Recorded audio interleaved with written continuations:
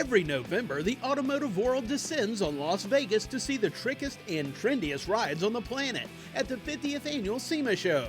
Come on along!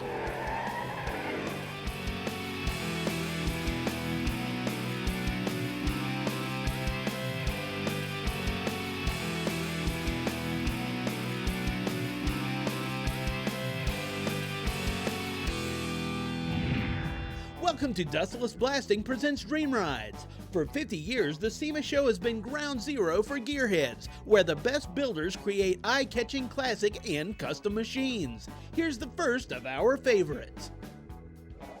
Got a 1952 Mercedes-Benz 170S. About 30 years ago, the car was shipped over from Germany. A guy was in the Army and actually was sold to the owner now, Mark Gooden. And after about a year of bugging me to come look at the car, I finally went and looked at it. And 4 years later, we're at SEMA. Well, we started out by basically cutting everything off of the car. That allowed us to build a new modern platform for this classic body. We scratch built the chassis, we handmade all the integral structure of the car. From there, we built all new floor pans, firewall, dashboard, and created a much more beautiful car, but more important, with modern performance. On other cars, I can kind of take the easy way out sometimes and just go buy a part. Where on this car, I literally had to hand make every piece. Other than wedge cutting the roof 2 inches, we actually slid the roof forward 1 inch, which really makes the back of the car look more proportionate to the front of the car. From there, we actually joined the fenders to the running boards, which creates that flowing smooth line all the way to the back of the car. We actually cut the hood 1 inch, and by actually moving the roof forward 1 inch, we actually took that proportion and changed the front. So actually leaned the grill shell back some, which matches nicer to the windshield angle now. Well, you know, being an American hot rodder, you know, I wasn't sure, well, Mercedes, I don't know.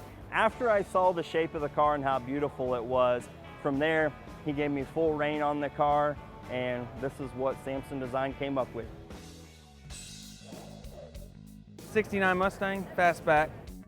I actually bought the car sight unseen, knowing that I wanted to build a 69 Fastback one day. The car was actually a 6-cylinder car, so I knew that with just being a 6-cylinder, it couldn't be beaten up too bad. Goolsby Customs is real local to us. It's only about 30 minutes from where I live. So we got together, went over the rendering. They said they'd be interested in building it as long as I let them put their flair on the rendering, and it worked out good. Sure enough, they had it for 2 years, and then we brought it to SEMA and debuted it. The engine compartment is completely hand-formed. All the inner fenders are hand-formed.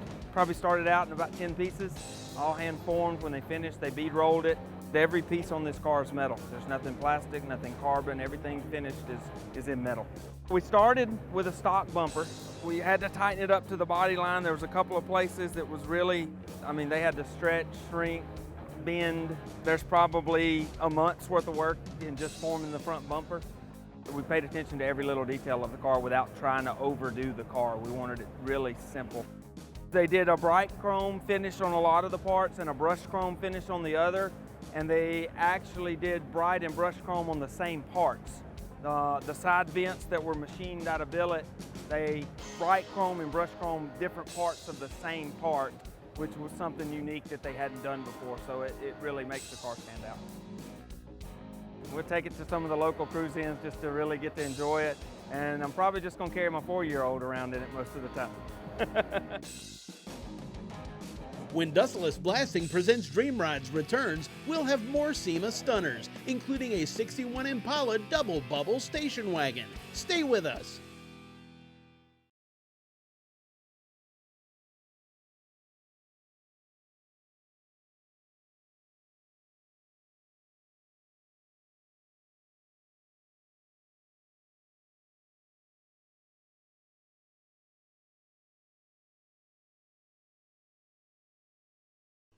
Dustless Blasting presents Dream Rides is being brought to you by Steel Rubber Products, quality crafted rubber parts and weather stripping. Vintage Flats, spray what the pros use. Fox Injection, specializing in custom fuel injection systems. And by Dustless Blasting, it's the future of surface preparation. Welcome back to Dustless Blasting presents Dream Rides. The 50th annual SEMA show is a perfect fit for Vegas, where color and style are king. Check out this next piece of extreme eye candy. I had this vision of creating what I called a double bubble. We had to create the entire roof panel that is all fabricated, as well as the windshield post, the B-pillar and C-pillar. So there's nothing original from the belt molding up. Rib look is a nomad look from the 1955, 56, 57. So we wanted to carry that kind of theme, that this would have been a nomad of 1961 vintage. I tried to keep everything 60s in appearance, right down to the wheels, which are made out of billet, and they're an exact clone to original 61 Chevy Impala hubcap. All the panels in their entirety have been hand fabricated, including the firewall. There is double inner fenders. There is a appearance fender, and there's a roadworthy fender, inner fender underneath. It does in fact hire wiring and plumbing, air conditioning lines, that sort of thing. Yes, it does. Most difficult thing, pay for it. Seriously, it's the rear hatch.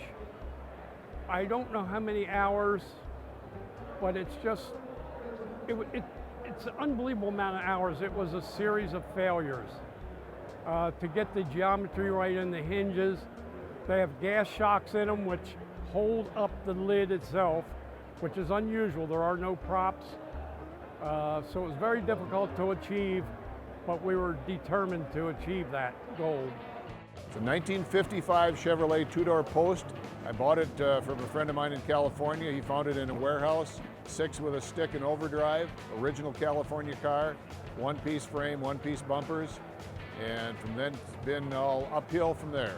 The motor that's in it, I actually bought a pair of them from a gentleman in Florida that had him that was converting a 48-foot cruiser to diesels, and I ended up selling one of them to a gentleman in Montana that put it in a cut-down P51 Mustang, and then we looked for the longest time to tried to figure out if this thing would fit in the car with it under the hood.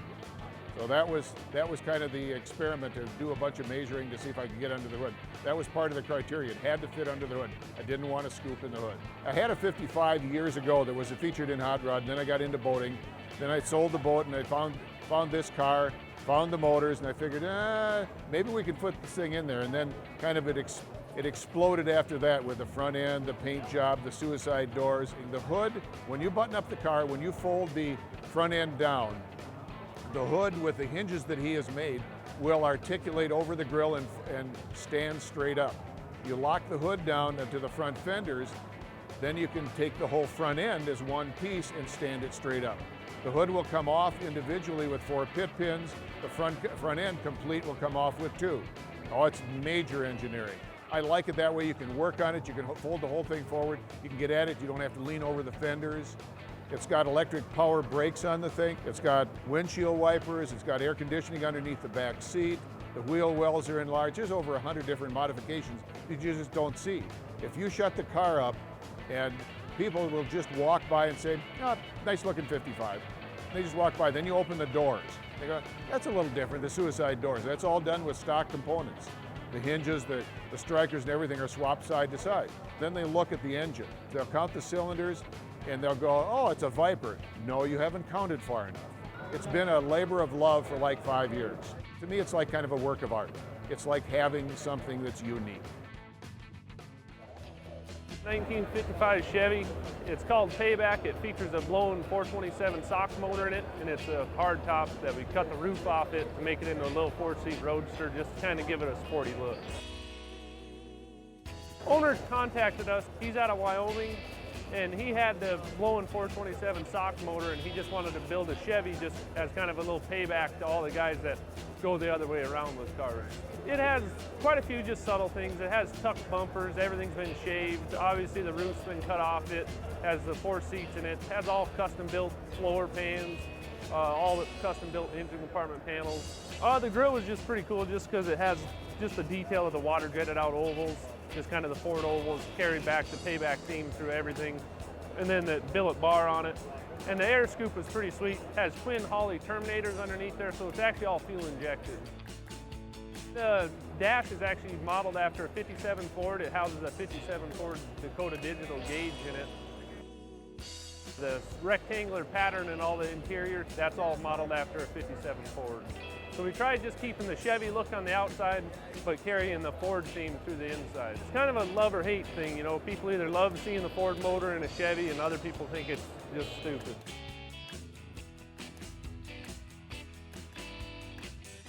Stay tuned for more Dustless Blasting presents Dream Rides, where we'll show you a wild hybrid that marries hot rod heat with limousine luxury. We'll be right back.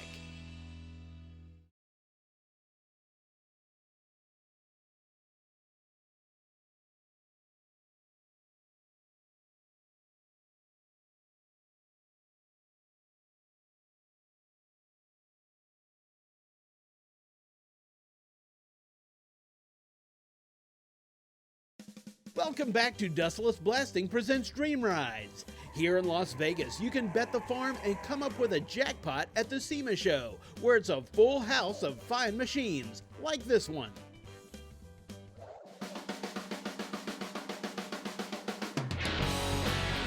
Okay, the car is a mashup between an LS6 1969 Camaro big block and a 1936 Rolls-Royce 2530 original running and driving car.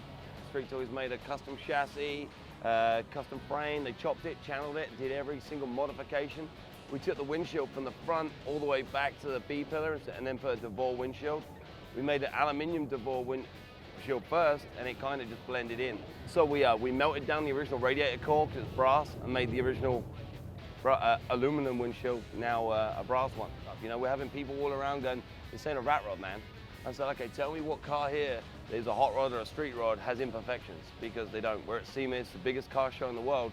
You look around this car, there's imperfections everywhere. There's exposed welds, there's grinds, there's pitting in stuff. You know, it's a rat rod, you know. We sent the paperwork, the original build sheet and everything, to a guy in England who's an MBE guy called Glyn Williams. He's a world famous writer. And he starts looking back and he went, "You sent me the wrong paperwork." I said, "What do you mean you sent me the wrong paperwork?" He said, "I don't think you realize whose car this is. There's buildings in England, roads named after him. There's a castle with his name on it. This guy's called Lord Tredegar. He's one of the most eccentric people in the whole of England. He was friends with the Queen Mary. He was friends with Winston Churchill, Hitler.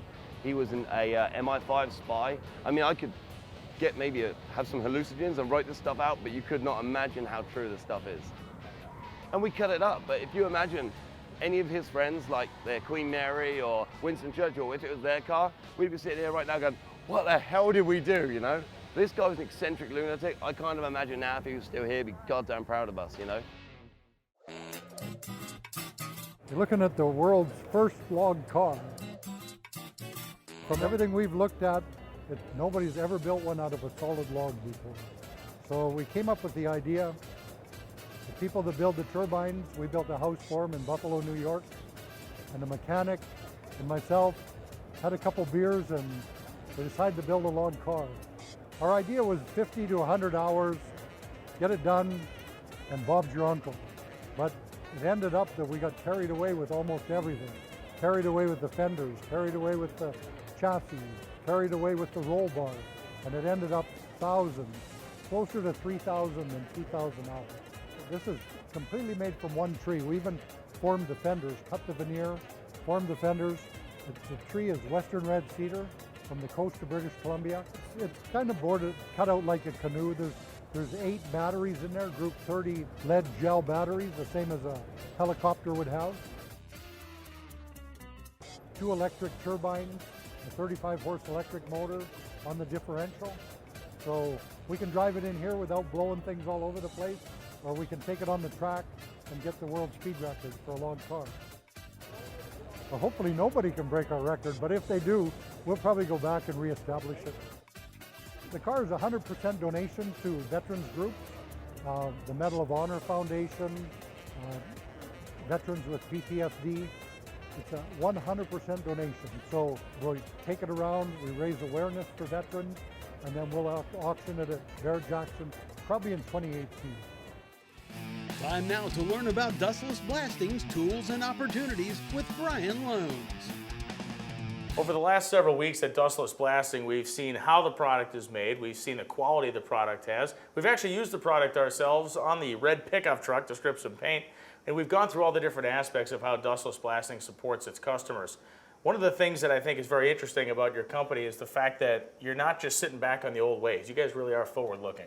Absolutely. You know, it's the 21st century, and social media is a huge part of our business, as well as our contractors' business. So all the videos that you've watched, you know, playing in the background as we talk, these are all contractor-submitted videos. Nothing that's produced by us, but actual businesses. Pretty incredible. You guys, on your own, have generated some 20 million minutes of views on your YouTube channel. Yep, with the help of all of our customers, we sure have. It's a pretty amazing stat, and again, it speaks to the fact that you're offering a quality product that people enjoy and are willing to publicly brag about using. Absolutely, and it's so much fun. Every week with our weekly newsletter, we have over 100,000 people that view that on a weekly basis.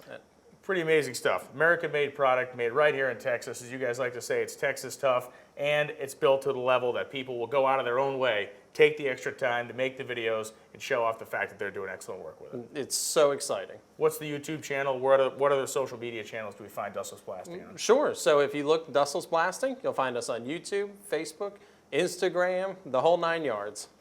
You can also hit dustlessblasting.com. It has been a true pleasure checking out how they do business here at Dustless Blasting down in Texas. I think I might hitch one of those trailers to the back of my truck and zip out of here tonight. There's still more Dustless Blasting presents Dream Rides to come, including some sweet machines wrapped in satin. We'll be right back.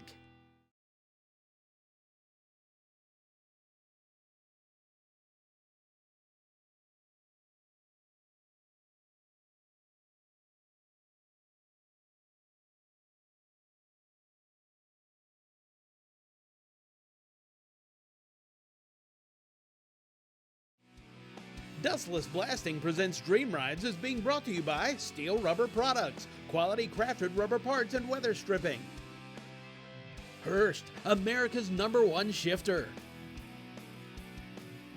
Evapo-Rust, super safe rust remover. And by Dustless Blasting, it's the future of surface preparation. Welcome back to Dustless Blasting presents Dream Rides. The slogan says that what happens in Vegas stays in Vegas, but what is shown at SEMA is shared with the world. Here's our next eye-catching example. Well, this is a 1950 Cadillac two-door coupe. Kind of. We stretched the car 6 inches, so the car is 19.5 feet long. On the top, we grafted a 1958 Impala roof line to change the roof line. The chassis was a one-off chassis built off Dodge 1-ton front end and a Data 80 rear end with a 12-valve twin-turbo Cummins diesel. The motor, we're projecting 1,100 horsepower. We're running water methanol, Cryo 2, and nitrous in it as well. We wanted to create a build that was unlike anything out there, and diesel swaps gives you a lot of power, and it's a little bit easier to get a lot of power. You can twin turbo a Cummins and crank the rail voltage, and big injectors, you got big power. Plus, you know, everybody does a normal lead sled.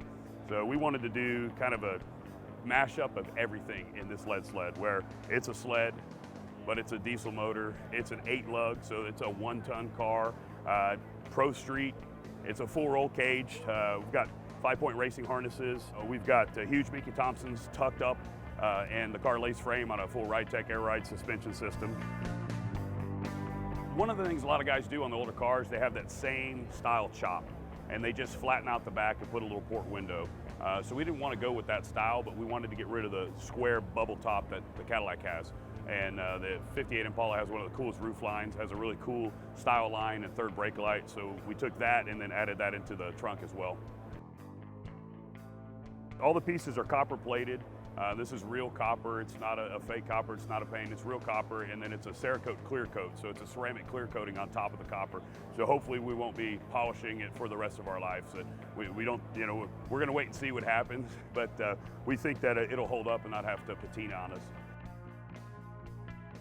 The kids are already waiting to get taken to school and football practice and baseball practice. And Dylan, my boy, already thinks this will be his first car when he turns 16. So. What we have here is a 1970 Cuda that is really customized. It started as an all steel shell and just kind of went for a pro touring style, feel, and then wanted something totally different. And that's why I went with the 6.7 Cummins turbo diesel. It makes 1,500 horsepower to the wheels, 2,800 foot-pounds of torque. Yeah, these cars are kind of wide. The thing we had problem was with the depth of the engine. That Cummins engine's so tall, and that's why we had to get it down as far as we can, and then did all the fabrication up here. But yeah, a lot of cool metal work in this car. Okay, what I've done is I've leaned the windshield back. I went down through the cowl and didn't do a traditional chop. I went down through the cowl, chopped it apart, and leaned my windshield back about 7/8 of an inch to kind of give it a cool look, just sitting there like it's doing 200 mile an hour. Then leaned the back glass forward and dropped it down 7/8 of an inch as well. And then flush mount glass, obviously you can tell all that. I think it was just a big feat, mainly to get this engine to work with the computer control system, because it is a 6.7 Cummins, to get that computer to work with the 6.7 was probably the biggest feat.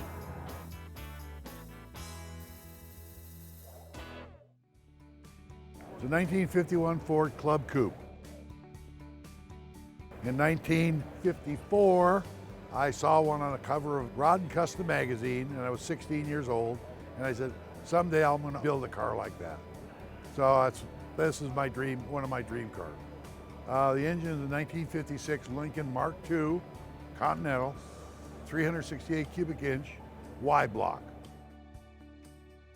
We chose it because the theme of the car was, if Ford had been racing in Europe in the 50s, what would they have built? The headers are tipped upwards instead of downwards as usual, because we were running out of room down there. So instead of having them go down, we tipped them up the other way. In the 50s, in the early 50s, road racing in Europe was 500 miles, 1,000 miles, 800 kilometers. So a lot of times there was pit stops along the road. So spark plugs were not as what they are today. So you used to carry an extra set of spark plugs in the car. Not quite like that, but usually in little sockets on the firewall. So I thought I'd add that as just kind of a little, feature. Shifters, it's a form and function thing. Why hide it? Most everything is there is on your normal standard shift car. It's just you don't see it. It's buried in a tunnel or underneath something. I just, let's make it pretty and look at it. Interior of the seats are all bucket seats. They're all handmade. The upholstery is patterned after a GT40 Ford, similar to that, which I owned one at one time years ago. It's also patterned after Daytona Ferrari. So I thought that gave it somewhat of the European look. I'll probably take it to another show or two, and I'm not much into the show circuit, so I won't drive the shit out of it. Oh, excuse me, we'll drive it rigorously. Let's put it